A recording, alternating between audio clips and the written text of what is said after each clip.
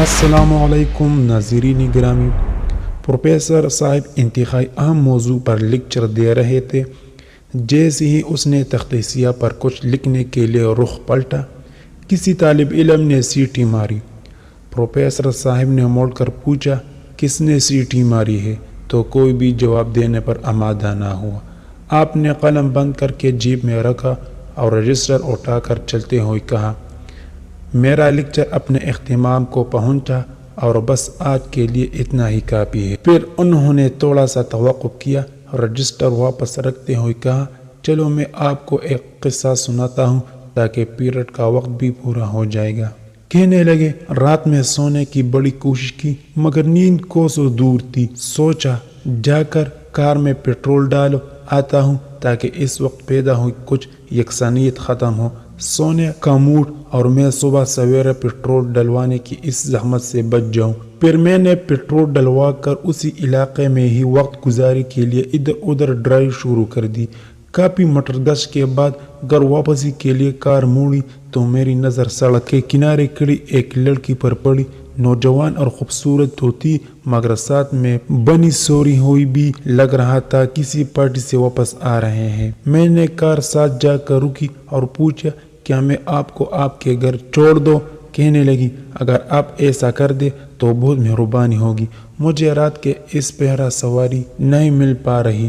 لڑکی اگلی سیٹ پر میرے ساتھ ہی بیٹھ گئی۔ گفتگو انتہائی مہذب اور سلجھی ہوئی کرتی تھی۔ ہر موضوع پر مکمل عبور اور ملکہ حاصل تھا، گویا علم اور ثقافت کا شاندار امتزاج تھا۔ میں جب اس کے بتائے ہوئے پتے ہر اس کے گھر پہنچا تو اس نے اعتراف کرتے ہوئے کہا کہ اس نے مجھ پر جیسا باشعور اور نفیس انسان نہیں دیکھا اور اس کے دل میں میرے لیے پیار پیدا ہو گیا۔ میں نے بھی اسے صاف صاف بتائے ہوئے کہا، سچ تو یہ ہے کہ آپ بھی ایک شاہکار خاتون ہیں، مجھے بھی آپ سے انتہائی پیار ہو گیا ہے۔ ساتھ ہی میں نے اسے بتایا کہ میں نے یونیورسٹی میں پروفیسر ہوں، پی ایچ ڈی ڈاکٹر اور معاشرے کا مفید فرد ہوں۔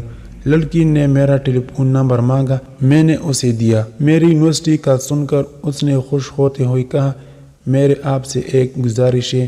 میں نے کہا، گزارش نہیں، حکم کرو۔ کہنے لگی، میرا ایک بھائی آپ کی یونیورسٹی میں پڑھتا ہے، آپ سے گزارش ہے کہ اس کا خیال رکھا کیجیے۔ میں نے کہا، یہ تو کوئی بڑی بات نہیں ہے، آپ اس کا نام بتا دیں۔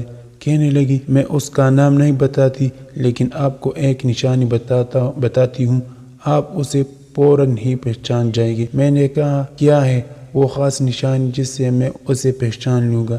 کہنے لگی، وہ سیٹیاں مارنا بہت پسند کرتا ہے۔